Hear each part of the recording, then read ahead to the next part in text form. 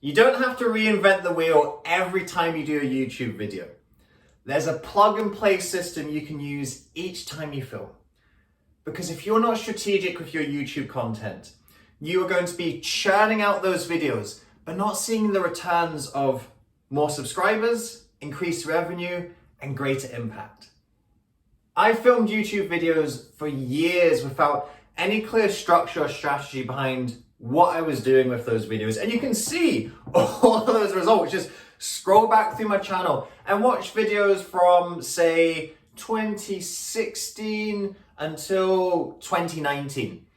It was just sit in front of the camera, say some random stuff, see how it went. And I got a little bit of subscription here and there, but it wasn't really building into anything significant, certainly not in terms of how many videos I was actually putting out there. Then came 2020. Now, a lot of things came in 2020, but one of the less grand and challenging and surprising things was I was listening to a podcast. It's a podcast run by my mentor, Brendan Burchard, and he was interviewing Evan Carmichael, who runs a fantastic channel here on YouTube. Go and check out his videos. He has a compilation style of video where he would take someone like, for example, Bill Gates, the success secrets of Bill Gates, and he takes little clips and interviews, speeches, those kind of things, stick them all together. And I think the Bill Gates video in particular has 10 million views, something like that. So this guy knows what he's talking about. And he shared his framework on this podcast with Brendan Burchard. And as I listened to this framework, I realized I have not been strategic about how I film videos, and that needs to change. And when I started to implement Carmichael's framework, and I started to make a couple of little tweaks, not just to what I was putting in the videos, but also what I was doing after filming and posting the videos, my subscribers increased by about 25% in a couple months. And I was kicking myself thinking, oh, if only I'd known this 4 years ago. But as the Chinese saying goes, the best time to get your YouTube videos right was 6 years ago. The second best time is today. What I'm going to share with you is Evan Carmichael's framework. It's something that I use on all my YouTube videos, as I said, since the start of 2021, shall we say. Watch all my videos from the last couple of years. You will see the framework in action. I'm not pretending I'm not using it. I'm not hiding it. It's there in plain sight. It's also not my framework. I can't take credit for it. But people ask me, well, how do you film your YouTube videos, David? And this is how I do it. You can see the results in action and you can try it out yourself. This is a 8-step framework. So we're going to be going through the points rapid fire to give you an idea of what they mean, how to do them in your videos, and most importantly, how to see those improved returns on the videos on the other side. The first step is state a contrarian belief. Your very first sentence should sound like it doesn't make sense. This is an attention grabber. There's different ways to grab attention, and sometimes I don't use this, but pretty much every time I do, because as I said, I'm sticking to the formula. For example, in the public speaking industry, many introverts believe that they can't be good at public speaking. They believe that public speaking is the realm of the extrovert. So a contrarian statement that I would share at the beginning of the video is, do you know 50% of TED speakers are introverts? Now, that fact benefits from being true, and it also benefits from being contrarian. Only a third of the population, roughly, are introverts. So actually, introverts are overrepresented on the biggest public speaking stage in the world. That's pretty interesting, and not necessarily what people would think. And that sparks curiosity. So you've got to think, what's a contrarian belief that I can share that's true? Don't be contrarian for the sake of being contrarian and then go, I was just joking, it was just clickbait. That will drive people away. But share something that's not intuitive, but is also factually accurate, and that will spark people's curiosity, bring them in, ready for step number 2. Step 2 is providing context to that contrarian belief. As I said, it's not being contrarian and then being like, psych, now I've got your attention. No, you've got to say why that belief is true or accurate. So for example, the 50% of introverts being TED speakers, well, why is that the case? Well, there are qualities about an introvert that actually make them good at speaking. They have a lot of introspection and reflection, so they're more likely to plan and think about their content and its effect on the audience, rather than an extrovert who just blurts things out because that's what extroverts like to do. So starting to explain why that contrarian belief is actually not so contrarian as it seems. So you've sparked the audience's curiosity, but then you're giving them the payoff of helping them to understand why that belief is true. So in the first 2 sentences, basically, you have sparked their curiosity and given them a payoff. And that sets the scene for giving them more payoffs later in the video. And that leads us straight into point number 3. Number 3, you've got to tell the audience what they need to do to tap in to that contrarian statement that you've just made. If I'm filming that video for introverts, they're going, all right, okay, great. So introverts can be good public speakers. And I understand what some of the reasons for that. Now I want to guide them and say, well, as an introvert, here's how you want to approach your speaking. Here's how you want to develop those communication skills. Yes, I've told them that they can do it, but telling them that they can do it isn't enough. I need to give a little bit of an outline as to what they need to do and how they can do it. And that's what your video is essentially going to be. It's going to be that how from that point on. So you're giving them an idea of this is what you have to do, and also give them some ideas of perhaps what the consequences can be as well. Do you remember how I started this video? So you can go back and see this in action. You can see my contrarian statement, providing context for it, and what was the repercussions. If you don't get your YouTube strategy right, you're not going to have the followers or the subscribers. You're not going to have the revenue. You're not going to have the impact. So those are the stakes of the game. So telling their audience, here's what you need to do, and here's what's at stake if you don't pull this off successfully. Now, those 3 steps usually take 60 seconds or less. It's a couple of statements. For the first couple, sometimes it's just one single sentence that captures that step, move into the next one. The start of your video needs to be very fast paced. You need to bring the audience in, give them a payoff, and give them an expectation of what they're going to get from watching, what's in it for them. If you don't do those things at the start, then they are increasingly less likely to watch your video. It doesn't matter how good your content is later on, if someone hasn't watched it, you might as well not have said it. So those are our first 3 steps, very rapid fire. Now we start to get into a little bit more detail in the following steps. Step 4 is you tell a story. You've earned a little bit of time and attention from your audience through all of those payoffs in that quick fire, step 1, 2, 3. Now you've got a little bit more time to set the scene with some context, with the meaning and the message of what you're going to say. And the best way to capture this is in a story. It can be a little personal anecdote, it can be a case study, it can be a client experience. Again, we aren't telling war and peace here, bearing in mind that you still need to think about attention spans with your videos. Generally, you want to be keeping your videos on the shorter side to have the best chance of being watched all the way through. Equally, there are video creators, there are YouTube channels that specialize in very long form video. So it's not that you can't go long, but probably for the industry that you're in and probably at the level you're at the moment of creating video content, you want to stay on a little bit of the shorter side. So a nice little anecdote, a case study, provides a little bit of context, provides a little bit of meaning, creates a little bit of an emotional connection with the audience, and perhaps allows them to see themselves in that story. So today, I gave you quite a simple example of how I just churned out videos without even thinking about them.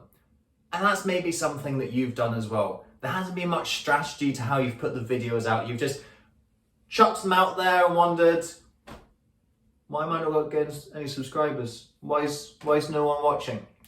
So that's perhaps a personal anecdote that you can relate to as well. That's the type of story that you want to be telling to set a little bit of those foundations and allow you to springboard into what comes next.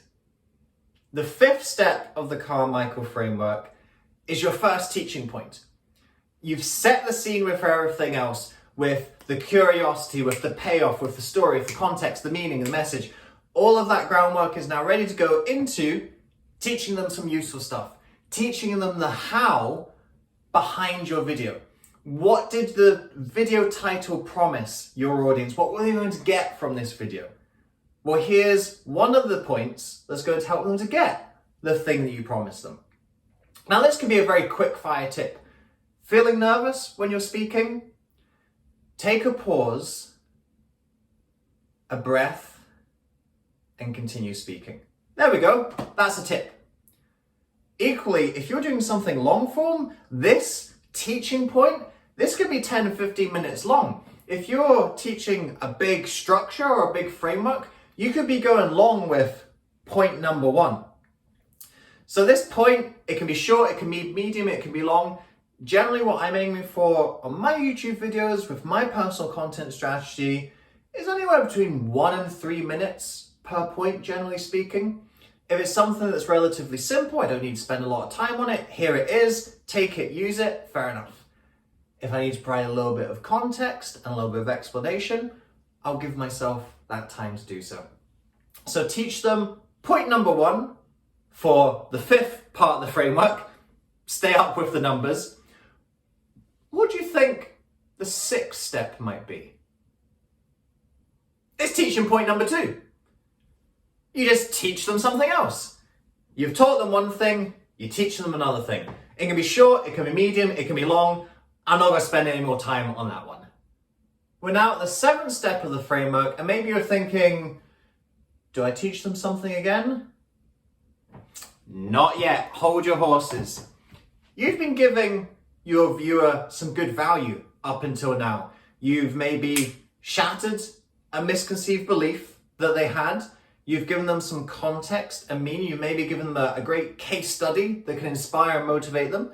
You've given them a couple of good teaching points as well. Now what you're going to do is promote something. So promote an additional resource that can help them develop the things that you're talking about in your video. Today, I am going to promote the Virtual Speakers Revolution. You're watching this YouTube video because you want to learn how to speak better on camera. So what's a resource that I can share with you that's going to help you continue to speak better on camera? Well, it's this book. This book outlines all of the different aspects of speaking on camera, some of your foundational and more advanced skills and techniques to employ, but it also gets context and platform specific. So we talk about live video in this, Facebook Live, Instagram TV. We have a whole section dedicated to YouTube, thinking about YouTube video strategy. Think about how you want to have a different framework for your videos here on YouTube, like I'm sharing with you just now. Some of the tech tricks and some of the behind the scenes stuff that I really wish I'd known about YouTube. I wasn't doing them. And since I've been doing them, my subscribers have been going up, and I'm just thinking of all those missed opportunities with all those videos I filmed. So if you want some more insight into how to employ this 8-part framework effectively, I'm kind of going over it in fine detail in this particular video. If you want a little bit more of an in-depth dive into how to think about each of the steps, how I've been employing it, what I've learned from Evan Carmichael, that's in the book. Some of the behind the scenes stuff you want to be doing to amplify your video as well. All of that, Virtual Speakers Revolution. It's available in ebook, paperback, audiobook, all of the formats. Click the link in the video description below to get your copy and learn more about how to shoot video. And that takes us out of step number 7, promotion, into step number 8. The book has magically disappeared, and that takes us into step 8, your 3rd teaching point. So you teach them 3 things in your video. Instead of going 1, 2, 3, you go 1, 2, give them a little bit of value, and then leave them, got their appetite up and they're wanting something else. Then you point them in another direction saying, look, we can't cover everything in this video. Here's some things to get you started. If you want more on this, here's the resource. For me, I point you in the direction of the Virtual Speakers Revolution. Now that I've shown you an extra resource that you can use, let's give you one more tip to wrap things up.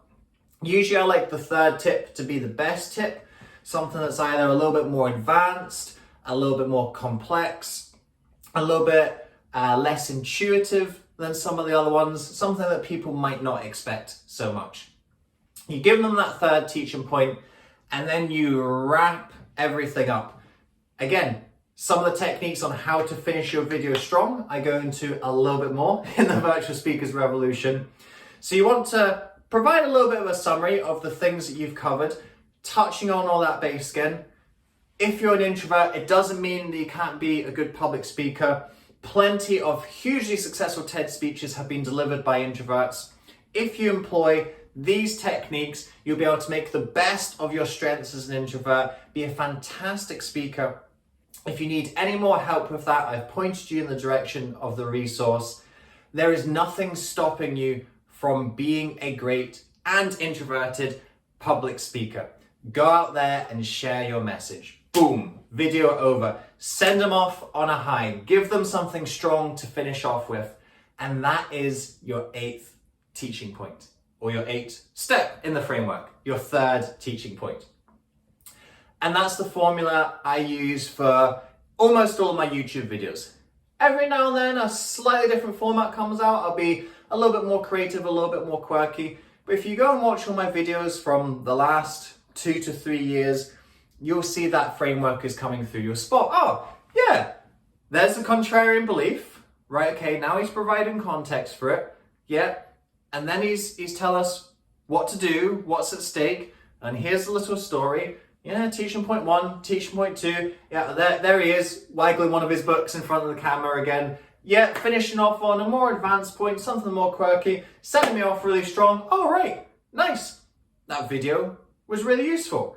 I think I'm gonna hit subscribe and watch another video.